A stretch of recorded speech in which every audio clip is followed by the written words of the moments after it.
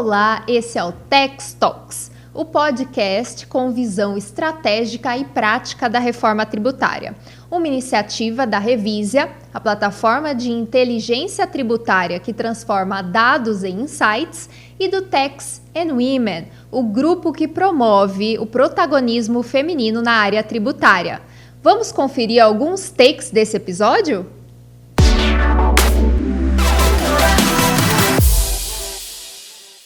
Do ponto de vista prático, a gente está migrando para dobrar, considerando já alíquotas máximas de regime, né? Você tem um sobrepeso de tributação naqueles que têm menos capacidade econômica. E o antídoto para isso foi, pessoal do serviço, olha, fica calmo, porque a gente está incrementando sobremaneira a alíquota de vocês. Em contrapartida, vocês vão conhecer um universo novo que é o da não cumulatividade. Claramente, na minha visão, só a experiência prática vai comprovar se essa conta realmente vai fechar. Primeiro que a gente está falando de uma cadeia de consumo. Então, me parece natural que essa regra de tributação se vire para o consumo e não para o local de origem, né? Porque a reforma vem trazendo um elemento de transparência e de simplificação, mas principalmente de transparência, com a tributação por fora, os tributos destacados em nota. Então, você, pessoa física, que não é um tributarista, em tese, você vai ter um entendimento muito melhor daquilo que você está pagando. Olá, esse é o Tax Talks, o podcast com visão estratégica e prática da reforma tributária, uma parceria da Revisia com o Tax and Women. Eu sou Cristiane Pires McNaughton, serei a host dos nossos encontros e hoje estou aqui para receber uma convidada super especial, Amanda Vieira. Amanda é graduada em Direito pela Universidade Federal do Rio de Janeiro, fez LLM pela International Tax da Universidade King College London, MBA pela Fundação Dom Cabral em Gestão de Negócios e tem mais de 15 anos de experiência tributária na iniciativa privada. Seja muito bem-vinda, Amanda. Obrigada, Cris, pela oportunidade de estar aqui. Tema super relevante, né? Como muitos da reforma tributária.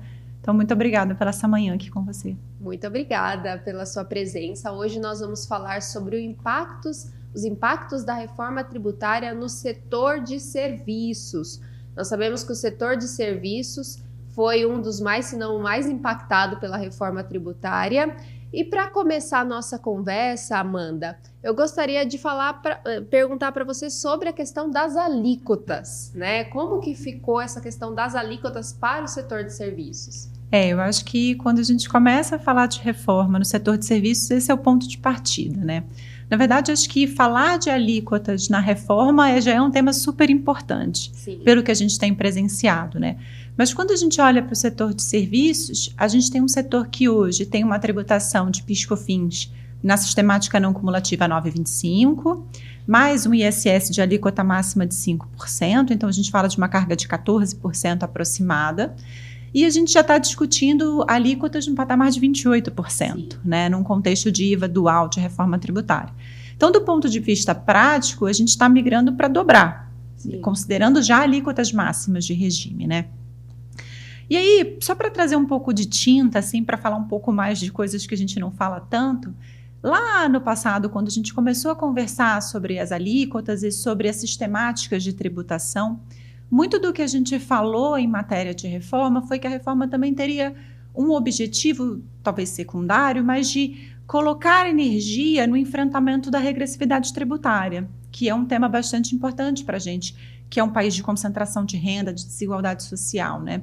Porque hoje, quando a gente olha pela própria mecânica de tributação da cadeia de consumo, que é uma tributação que grava operação, que grava prestação e, portanto, desconsidera a renda, o poder de compra de quem participa daquela cadeia, você tem um sobrepeso de tributação naqueles que têm menos capacidade econômica. E na sistemática nacional, a gente tem esse elemento adicional que a gente tem duas cadeias distintas de tributação de consumo e muito distintas, né? A gente tem a avenida do ICMS para compra e venda de mercadorias, numa sistemática não cumulativa, num 18%, numa tributação estadual. E a gente tem uma outra avenida de prestação de serviços, competência municipal, de 2% a 5%. Então, só daí a gente já tem bastantes diferenças. Agrava-se a isso o fato de que, quando a gente compara o consumo dessas cadeias, em termos de população, os serviços são mais consumidos por aqueles de maior poder econômico. Então, é só a gente pensar em educação, em saúde privada e quem é a população que consome esse serviço, né? Então, quando a gente tem uma tributação máxima de 5 para ISS e uma tributação média de ICMS a 18, em operações que são consumidas mais amplamente, só pensar em vestuário e alimento, isso gera uma distorção adicional no nosso sistema.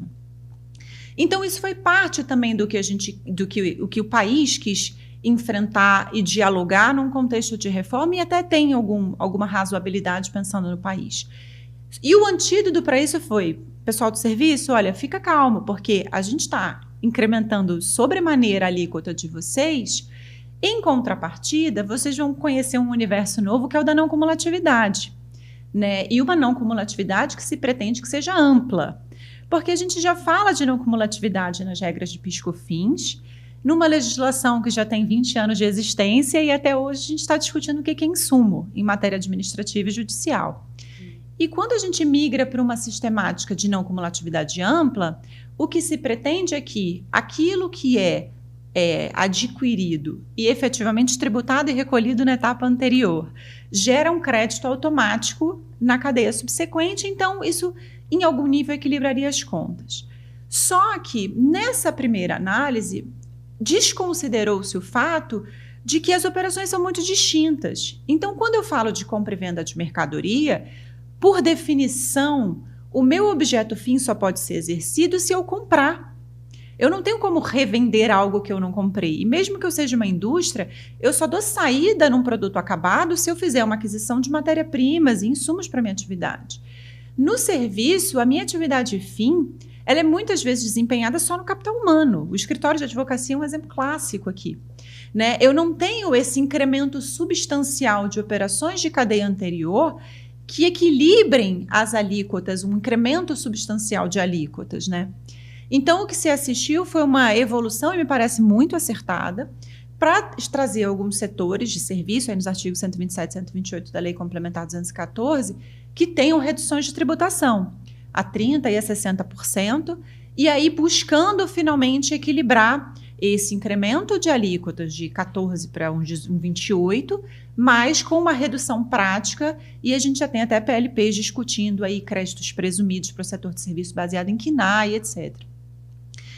Claramente, na minha visão, só a experiência prática vai comprovar se essa conta realmente vai fechar. E eu acho, sim, que existem setores de serviço que não vão ser capazes de suportar, ainda com a redução, esse incremento de alíquota. E aí vale também uma crítica construtiva aqui de que a gente está tentando migrar para um modelo internacional, né, para o país estar alinhado ao modelo de tributação de consumo que é amplamente adotado no mundo. Só que quando a gente olha aqui os nossos pares na América Latina, o patamar de alíquota de IVA está em torno de 20%. Né? Então, o que é que justificaria a gente estar num 28%? Então, tem muitas camadas aqui de discussão, de reflexão. Acho que esse ponto é muito sensível para o setor de serviços e acho que só a prática vai dizer se mesmo com as reduções, essas reduções são suficientes para garantir, inclusive, né, a manutenção dos serviços, essa prestação, empregos, enfim, desenvolvimento econômico do país nesse patamar de 28%, que é o que se imagina que seja, né? Sim, perfeito.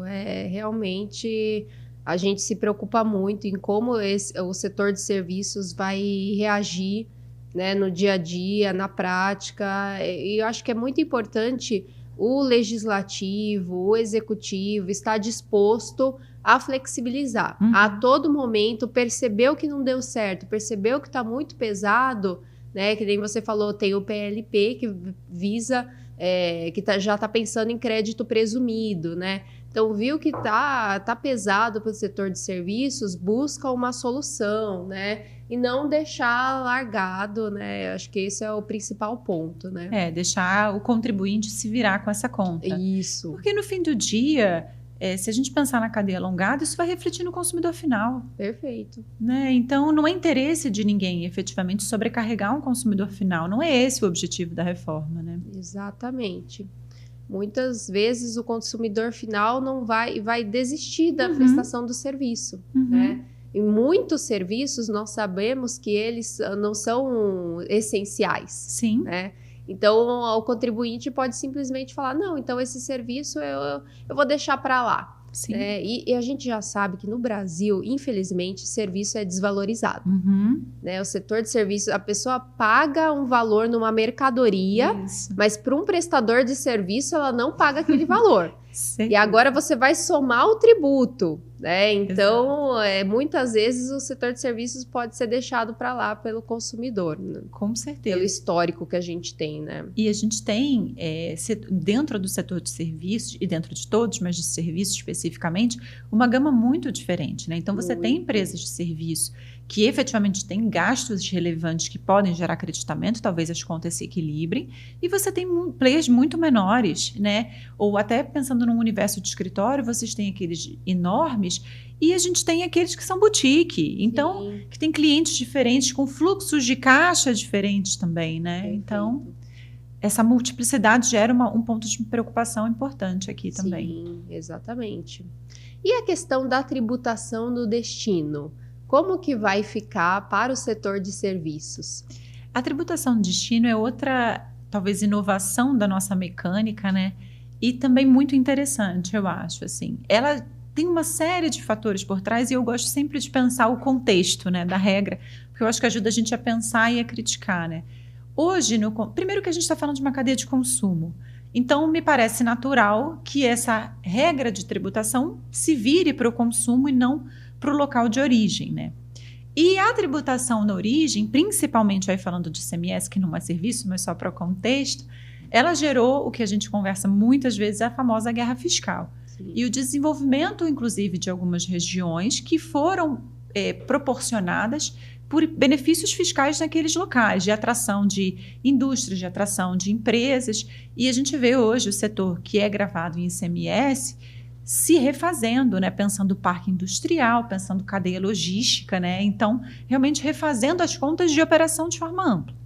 Quando a gente pensa em serviço, a gente tinha na Lei Complementar 116, e tem ainda, né? Porque a gente ainda fica um tempo com o regime híbrido, a regra muito clara de que o tributo era devido no local do estabelecimento do prestador. Então, era muito gravado esse elemento central de que o local da prestação, ele tinha uma equivalência a onde estava o prestador. E agora a gente migra para um conceito de destino. Então, é o local onde aquele serviço vai ser prestado. Isso vai gerar, e aí pensando principalmente em municípios como São Paulo, que tem uma concentração enorme de serviços, né? Isso vai gerar uma pulverização de arrecadação e distribuição nacional, com certeza, pelos consumidores, né, desses serviços. E aí eu acho que tem um elemento muito interessante aqui, que é de adaptação país, de adaptação população mesmo, que é um elemento cultural. Porque a reforma vem trazendo um elemento de transparência e de simplificação, mas principalmente de transparência, com a tributação por fora, os tributos destacados em nota. Então, você, pessoa física, que não é um tributarista, em tese, você vai ter um entendimento muito melhor daquilo que você está pagando. Então, você vai pegar a sua nota fiscal e você vai entender daquele valor final de serviço, o quanto você está destinando à pessoa jurídica que te presta, que é o preço, e o quanto é um encargo governamental de tributação de arrecadação, né, dos entes federativos. Então, isso para mim é um instrumento super importante de cidadania. Essa tributação por fora e essa clareza sobre o que a gente paga para quem. Só que quando a gente pensa em operação, em ponta de operação, você vai ter uma pessoa física, aí pensando no contexto de São Paulo, por exemplo, em que você tem municípios que são quase bairros de São Paulo, como Osasco, Barueri, em que as pessoas residem em um município e trabalham nesse outro município. Então, elas alteram esse município muito facilmente na rotina delas. E você vai ter, sim, a possibilidade de ter valores finais de operação diferentes. Então, se hoje uma empresa de serviços ela cobra um valor final, pensando na tributação dela, e aquele preço é um preço final para onde quer que ela esteja, em contexto país, você vai passar a ter um valor final de operação cobrado do consumidor final diferente. Então, se eu estou em São Paulo, eu posso ter um 128, se eu estou em Barueri, eu posso ter 127.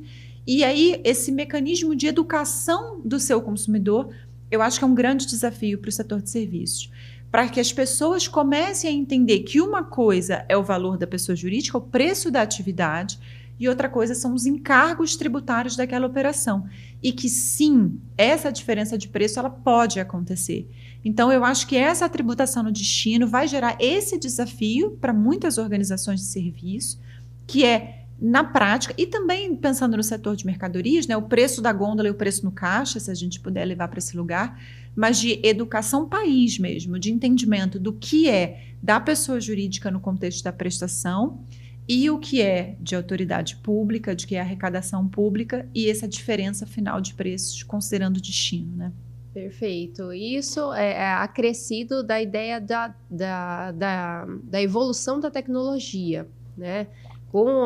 Principalmente após a pandemia, nós tivemos um desenvolvimento da tecnologia que nós não teríamos, talvez em muitos anos, nós tivemos em poucos meses. Com certeza. E hoje os serviços são prestados à distância, né? Com certeza. Então, a maioria dos serviços, assim, não sei dizer especificamente se é a maioria, mas muitos deles já estão adaptados à tecnologia. Então, medicina, que antes não podia ser exercida de forma online, hoje é autorizada. Uhum. Eu, pelo menos, nossa, se eu tenho a oportunidade de fazer uma consulta, uma terapia online, eu faço online. Eu não preciso pegar trânsito, não preciso, né? Eu tenho um médico hoje em dia em estados diferentes. Sim. Eu tenho um médico que me atende, que eu adoro ele, que ele mora em Natal. Eu nunca encontrei ele pessoalmente e talvez nunca vai encontrar. Sim. Mas é uma facilidade, eu me identifiquei com ele. Sim. Então, independente dessa questão dele estar próximo ou ele estar distante, né, a identificação com o profissional, apesar da distância, facilita muito. Educação também, né? Educação. Virou o máximo. Hoje a gente faz cursos, inclusive, online com outros países, né? Exatamente. Então, sem dúvida, esse elemento da tecnologia também gerou uma capilaridade, né? Nesse sentido de você acessar serviços em lugares muito diferentes. E essa regra, a inversão dessa regra de tributação de polo de origem para destino também tem esse efeito prático, né? E você acha que vai trazer talvez um pouco de confusão, né? Um pouco de dúvida assim, nos contribuintes, no local onde vai ser a tributação, ou está muito claro na lei? Eu acho que só o estabelecimento físico é que realmente é claro. Assim, Sim. Porque aí é um estabelecimento físico, você não tem muita discussão, né? É o que acontece, por exemplo, para o meu segmento. Mas, com certeza, na verdade, eu acho que a reforma traz muitas dúvidas, Sim. né? Muitas dúvidas para os tributaristas. Sim. Então, quando a gente leva isso para uma população leiga, e leiga no sentido de simplesmente as pessoas desempenham outra atividade, né? Isso gera muito, muito desentendimento, assim, mas por que eu sou destino, né? E aí a gente tem aquelas séries de operações que você compra online, mas você entrega para outra pessoa ou em outro lugar. Então, a tributação no conceito de destino, ela vai precisar, eu acho que de muita aplicação prática para a gente refinar. E aí a gente precisa lembrar que a legislação ela nunca vai conseguir interpretar todos os casos. Sim. Então vai ter uma série de operações que existem e que são praticadas que a lei nem sequer pode pensar. E aí, repensando também o conceito de tecnologia, o quanto a gente vai ver de evolução tecnológica nos próximos anos, inclusive no período de transição, que vão levar a outras regras ou outras demandas de regras de tributação, né? Sim, perfeito. Eu gostei muito da distinção que a lei fez de adquirente e destinatário. Sim. Eu acho que algumas operações ela vai ajudar bastante, mas a gente ainda vai precisar de um tempo de adaptação. Com certeza. Para a gente entender quando que é mais importante a gente olhar para o adquirente, o destinatário, né? Com certeza. Tudo questão de adaptação. Mas é importante a gente sempre estar atento, né? Para os tributaristas vai ser uma fase bem interessante. Sem dúvida. E a questão do compliance para o setor de serviços? Olha, eu acho que a gente tem falado bastante aqui de pontos que a reforma gera de dúvidas ou incertezas, e a gente também precisa reconhecer que em alguns pontos a reforma avançou positivamente, né?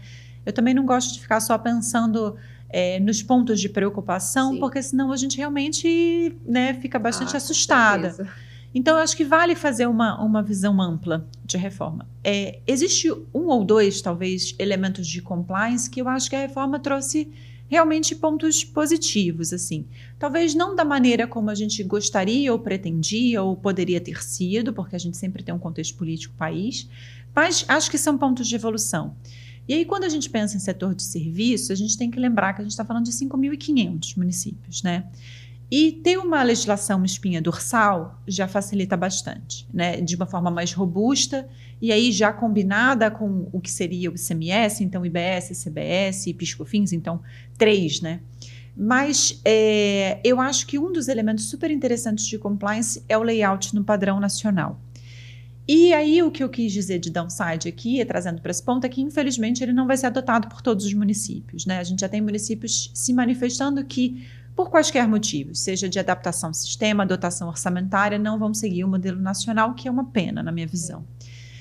Porque para o contribuinte, e aí a gente precisa lembrar que a administração pública ela é feita de servidores, nós somos clientes desta prestação de serviço público, né? E a gente não se coloca nesse lugar muitas vezes. E a gente tem experiências como contribuinte muito distintas nos municípios do país, seja por questões de desenvolvimento econômico, tecnológico, enfim, nível educacional, capacidade mesmo do município em termos de desenvolvimento.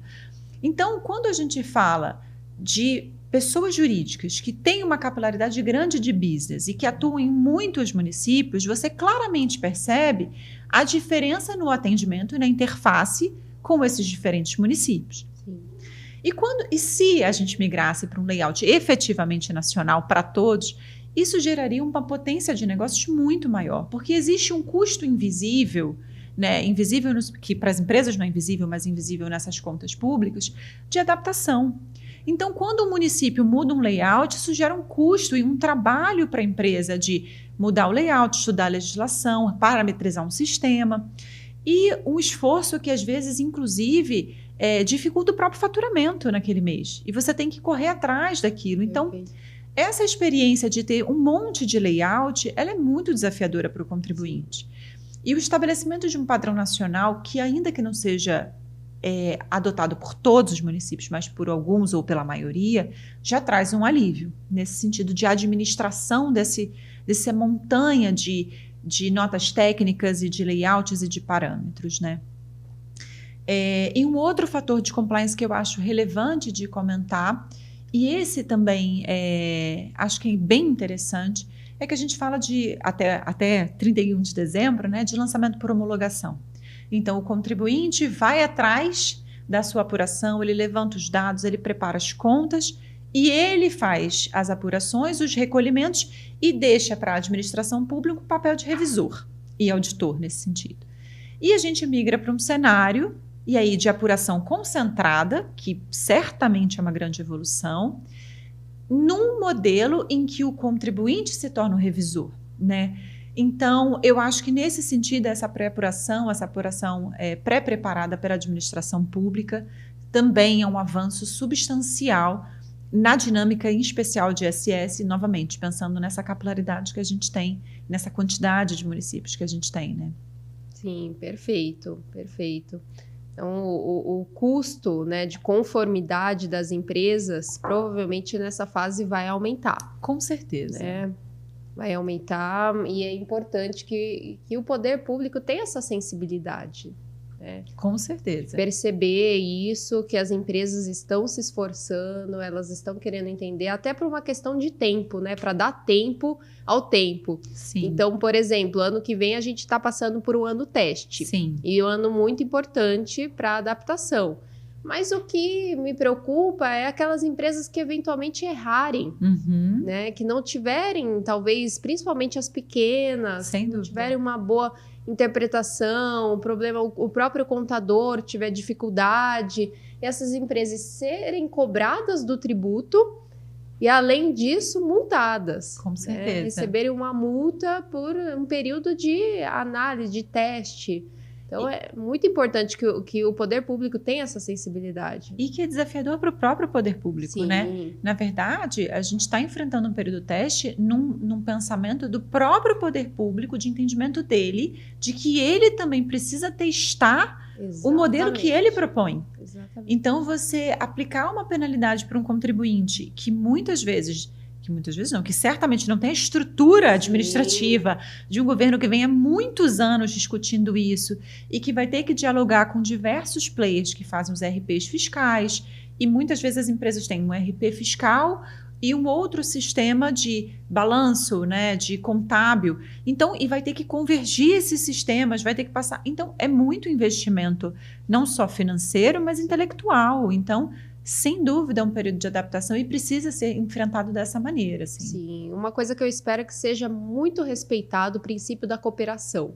Não só da cooperação entre os entes, entre as administrações, mas a cooperação entre o contribuinte e o Estado. Não pensando só na parte da cooperação do contribuinte, na obrigação do contribuinte cooperar, mas também dos órgãos públicos, né, cooperarem com esse período de adaptação, entenderem a fase que eles estão passando e que os contribuintes estão passando, justamente porque uma preocupação que eu tenho é que o PLP 108, ele traz multas muito pesadas, né? Então, assim, você aplicar essas multas já de cara, né, sem uma conversa, sem uma análise do que aconteceu, sem um período para o próprio contribuinte se corrigir, né? Então, eu espero que o princípio da cooperação seja bem respeitado nesse sentido também. Nossa, tô muito alinhada com você. Eu acho que a gente tem visto até uma certa evolução nesse sentido de diálogo, Sim, né, entre a administração com certeza. pública e o contribuinte. Acho que a reforma também teve muito disso, e acho que isso é fundamental. Assim, é fundamental para o sucesso do modelo no fim do dia. Exatamente. A gente precisa sair desse lugar de achar que o contribuinte ele é um sonegador. Exatamente. Você vai ter maus contribuintes. Isso vai acontecer aqui em qualquer lugar do mundo. Mas a gente precisa mudar essa percepção de que as pessoas estão fazendo de má fé. Exato. E entender que a gente está saindo de um modelo totalmente complexo e por isso inviável e por isso a reforma, e que a gente vai ter um período de transição super longo em que a gente vai conviver com esse modelo super desafiador e mais um modelo novo. Exatamente. Que vai demandar esforço, investimento, tecnologia, alteração cultural, entendimento de país, e que a gente precisa entender esse contexto maior, né? Perfeito, muito bom. E a questão do impacto em time? O que você tem a nos dizer? Eu acho que... E aí, olhando totalmente para a dinâmica de pessoa jurídica, né, de empresa. Eu comentei há pouco, né? A gente está saindo de uma sistemática de apuração por homologação, de lançamento por homologação, em que o contribuinte faz e a administração pública revisa, para uma sistemática exatamente ao contrário, em que a administração faz e eu sou o revisor. E quando a gente pensa em time, né? Primeiro que a gente está pensando primeiro em gastos, né? Sim. Então, como que a gente vai manter a equipe que a gente tem e fazer com que essa equipe evolua para o novo modelo, sendo que uma parte dos tributos, e o ISS é um deles, permanece na sistemática atual. Então, essa divisão de time, de maneira que você consiga transformar as pessoas ao longo do período de transição, já é um impacto super relevante. E aí, é capacitação de pessoas mesmo, assim. Sim. E em algum momento, eu entendo que a gente vai ter que escolher umas batalhas. Então, o time que, dentro das organizações, e geralmente essa divisão existe, né? Faz o PiscoFins, ele vai ter que começar, né? Porque o PiscoFins é o primeiro a ser eliminado. E talvez o time que faz o ISS, o ICMS, ele vai ficar um pouco para trás no bom sentido da palavra, né? Durante o período de transição. Mas a gente está falando aqui, a gente precisa pensar que a gente está falando de analistas. São pessoas num nível inicial ou intermediário de carreira ainda. Sim. E existe um pensamento interessante, principalmente para analistas que fazem o compliance fiscal das empresas, que muitas vezes eles são executores, eles são operadores, né? Mas o cargo é analista, né? Sim. Então, o tempo deles efetivamente deveria estar mais destinado à análise do que à implementação ou à operação. E então, eu acho sim que existe uma oportunidade bem interessante aí de mudança de perfil, mas é um trabalho realmente também de mudança cultural, de você trazer essas pessoas para o entendimento de que a atividade delas mudou. Sim. Elas não vão ficar mais apertando o botão, baixando o relatório ou conciliando, quer dizer, em algum nível sim, mas o objetivo fim é revisor, então é uma análise crítica daquilo que foi pré-preparado. E são skills diferentes, né? O skill do revisor ele é muito diferente do executor, né? Então, você vai ter que preparar um time que muitas vezes é híbrido e que não tem advogados, por exemplo, que estão mais acostumados com o texto da lei, a estudar a legislação. Sim. Porque as respostas muitas vezes, ou na grande maioria das vezes, está lá, né? Então, a gente fala de times de techs que muitas vezes têm contadores que não são tão íntimos de uma leitura legislativa. E o papel de gestor aqui é muito relevante, no sentido de trazer essas pessoas para esse ambiente de transição e escolher batalhas. Existe sempre uma pressão sobre o gestor de um incremento de custos de headcount, incremento de custo sem dúvida, e aí para qualquer empresa de qualquer porte, ele vai acontecer, porque você vai gastar em sistema, no mínimo, para adaptar layouts, adaptar ERPs, adaptar o que for. Mas existe também esse outro custo de conformidade, esse outro custo invisível, que é esse custo de adaptação de pessoas.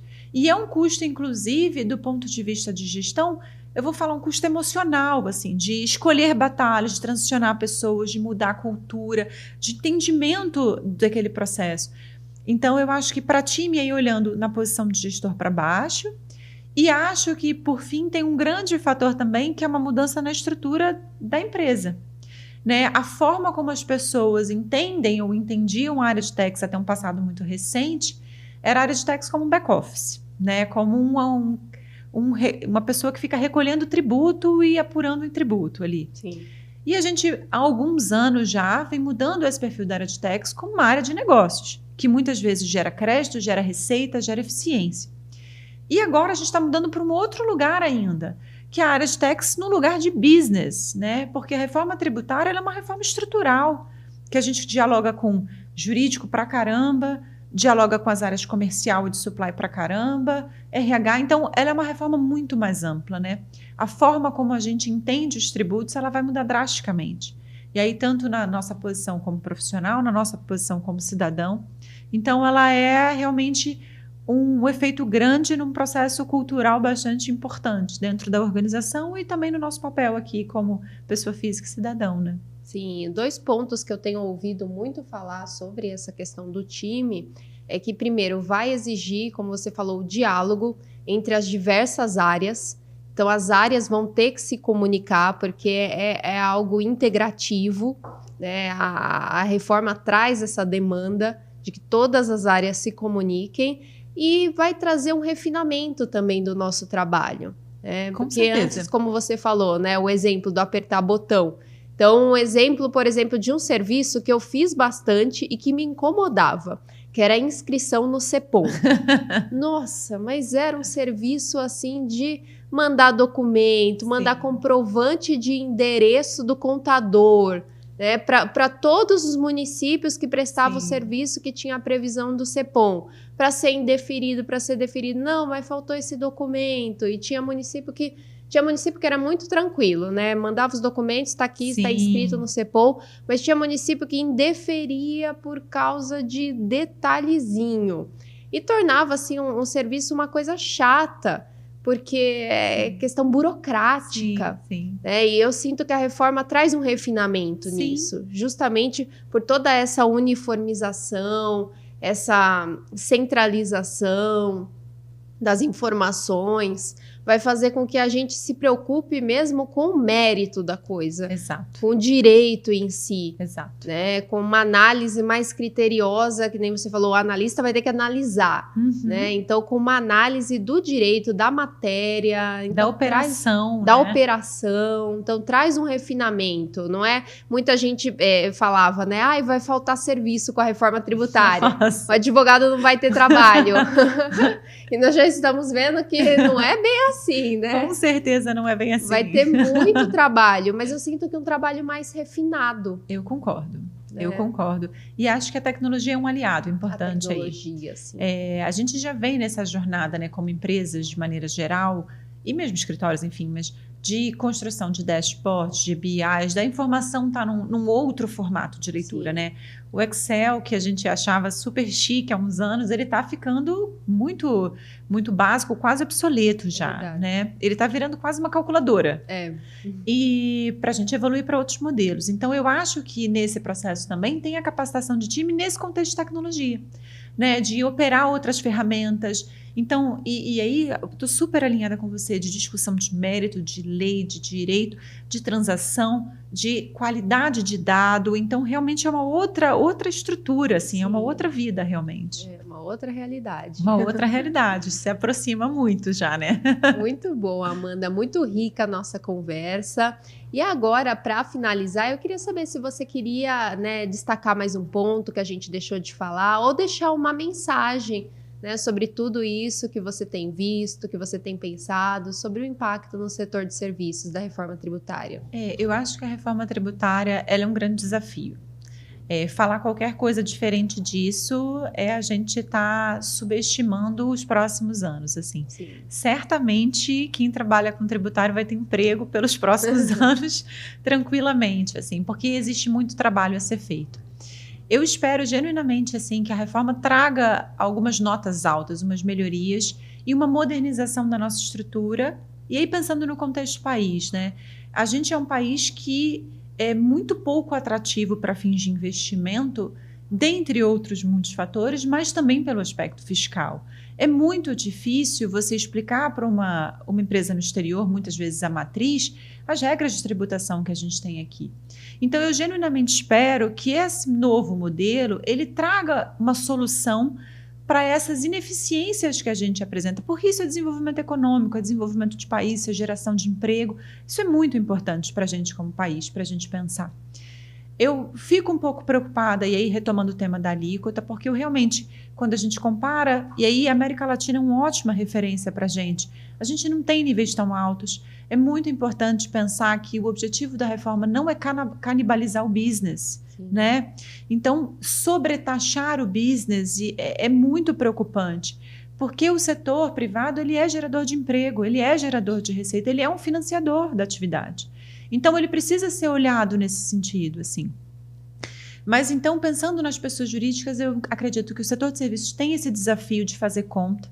E eu gostei muito do seu ponto respectivo à colaboração, à cooperação, e eu acho que esse diálogo ele vai precisar acontecer para a gente garantir que o setor de serviços, e aí pensando especificamente nessa pauta, ele se mantenha num cenário de fomento, de desenvolvimento municipal, de geração de empregos e de efetiva qualidade, né? Os serviços eles são muito relevantes, né?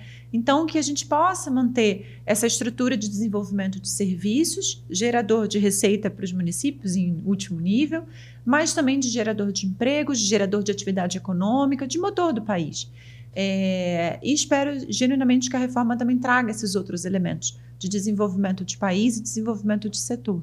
Perfeito. Muito obrigada, Amanda. Foi muito rica a sua participação no nosso podcast hoje. Eu tenho certeza que o pessoal que está ouvindo a gente, assistindo em casa, adorou essa conversa. Eu tenho muito a agradecer em nome do Revisia e do Tax & Women. Então, imagina, muito obrigada a vocês todos. Muito obrigada. Obrigada a todos que nos acompanharam e seguimos com novos episódios do nosso Tax Talks. Obrigada. Obrigada.